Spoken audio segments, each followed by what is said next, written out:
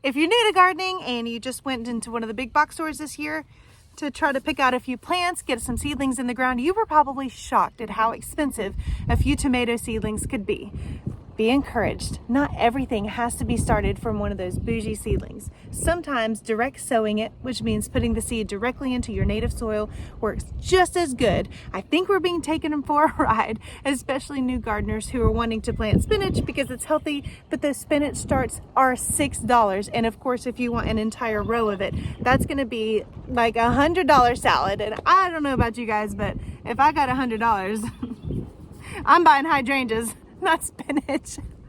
Oh, I'm having a real Pocahontas moment here. Think the only people who are people. There's really two reasons that people will start their seeds indoors under a grow light with the use of a heat mat. One is to control germination. Some seeds just don't germinate out in the wild well. So if you can control the temperature and control the lighting, then you get a better success rate at germination. The other reason is because sometimes people have a really short growing season and there's simply not enough time once the warm weather hits for the plant to mature to the point of actually being able to produce fruit. Peppers are one of those. Now we have like 7 months of growing right here in the Piedmont, but that's still not quite enough for a pepper plant to reach maturity to the point where all the work that went into that pepper plant gives me enough peppers to make it worth my while. So anytime I know I'm going to be growing peppers, if I don't buy a seedling, I will start it indoors way before our lost frost date because they simply require so much growing time. Now, our growing season is pretty long, like I said, 7 months. There are some people who grow up in the colder regions, especially up in Canada, that they have greenhouses because honestly, having a 4-month growing season is gives you very little opportunity to grow a lot of things. So what I'm doing right here is I'm just creating a little row for my corn. Corn is something that I've seen people start as seedlings, and the reason for that is if you have poor germination rate, but also if you have crows. Crows love to watch where we plant things. Last year we planted corn and we watched the crows come, dig up the little kernels and take them all away. And so hopefully we don't have that same problem this year. I am gonna plant them a little bit deeper than I did last year and really water them in. Now let's say that you're just super ambitious and you wanna start everything by seed indoors so you get a jump start, and I mean that can be very cost effective. What a way to save money by starting everything from a seed rather than a seedling that you had to buy. But there are some things that really resent being transplanted. One of those would be sunflowers, another could be cosmos. A lot of flowers really struggle if their root system is disturbed at all. So read the back of your seed packet very carefully, and if it tells you to direct sow, then I would follow those directions. And if it says, you know, to be very careful when you transfer, then that might be a little hint that their roots will resent it if you have to transplant them. If you're going to grow something that you know is going to go through transplant shock because of the disturbance to the roots, try growing not in a cell tray, but by doing soil blocking. Soil blocking, basically there's these little handheld machines that create a block of soil. It's like literally a cube of soil. You plant your seed in there and then it just grows without being encased by plastic. And so when you plant it into the ground, you have hardly moved anything at all, and you definitely have not had to pull roots from the bottom of the cell tray that grew out through the bottom of it. So just a note. So drop.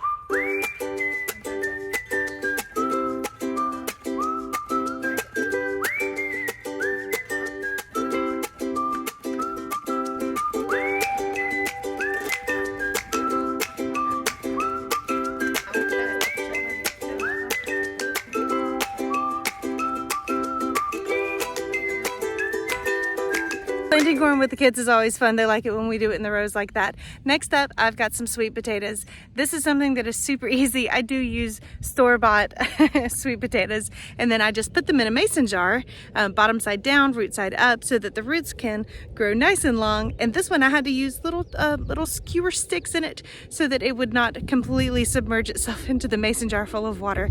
Now that it's got its tops, I'm gonna plant this whole tuber in the ground. I'll take the sticks out. Last year what I did was I took these little stems off right here and I rooted them in water and then planted them individually.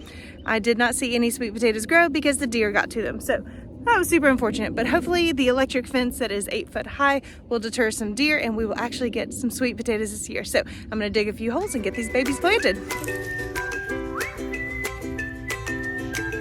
It's a little bit broken up, not quite so compact. Look at how beautiful those roots are. Come in close, Jeff. Now that was a very happy sweet potato plant. So just gonna put it on its side a little bit, fill in the rest all around.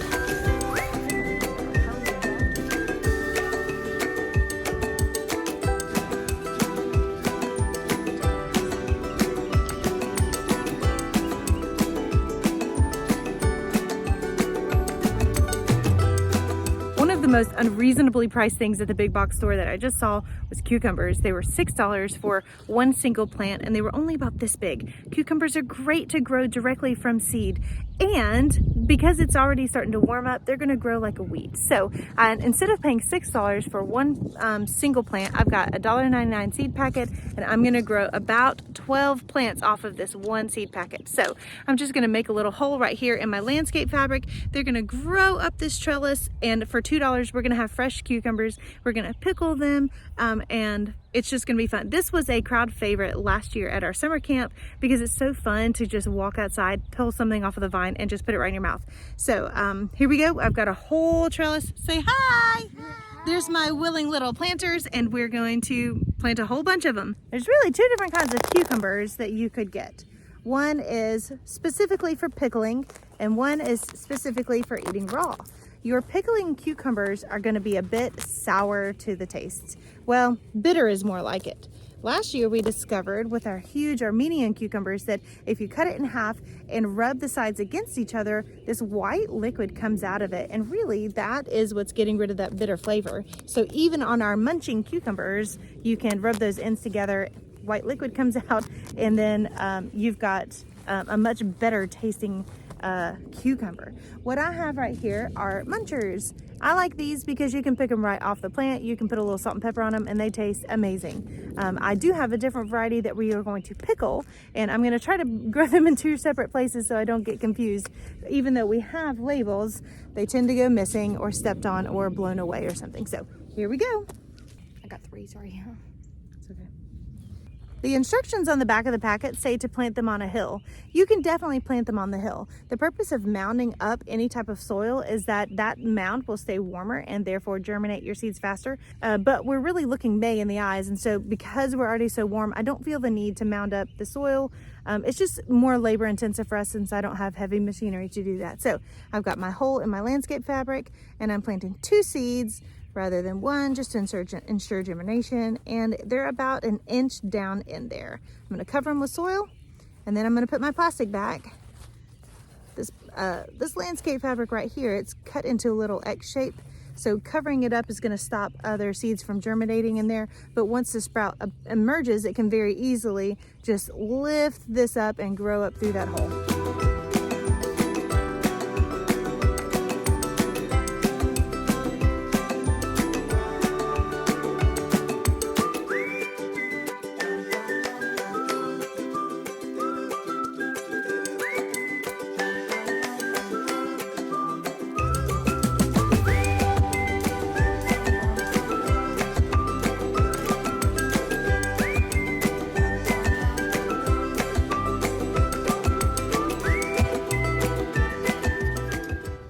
I've got my space prepped right here for my tomato seedlings.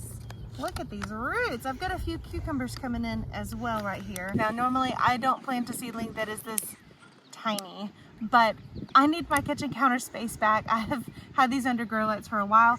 It is warm enough outside. I'm just gonna live on a hope and a prayer with these little babies. So I know that they're tiny now, but they're actually gonna get huge because these are yellow pear-shaped cherry tomatoes, which I think is just so cute. This area of the garden is going to be our snacking garden, so we can walk out here and just have some bite-sized foods available to us. So I've got some bigger tomatoes that I will be planting in some other areas, but this right here, little pear-shaped tomatoes, they are so sweet, so yummy. So I'm only going to put 3 right here, and then later we will stake them up. I don't really know the staking system that I want for these tomatoes. That will be yet to be determined. We found this old plow, and I've been using it as decoration, but I figured, you know what, it might still work, and I'm going to employ my 3 favorite mules and my favorite farmer. Hear me out. I think this is gonna work.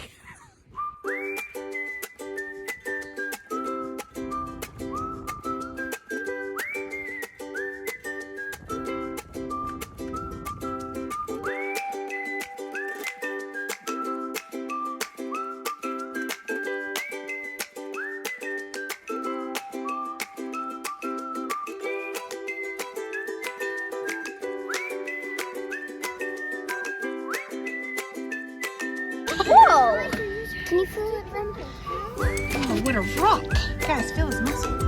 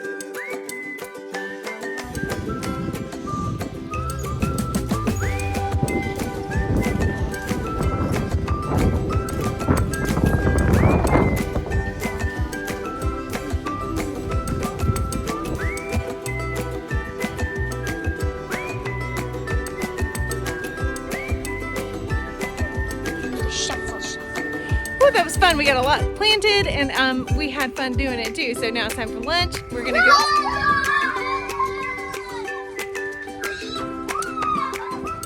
Enough said. Lunch was delicious. Now I'm planting some crimson sweets by myself because the kids have abandoned me to go play in the creek. So I'm planting this row as many as I can. I'm planting them like 5 or 6 feet apart. We shall see. Oh, this is tight. Ugh.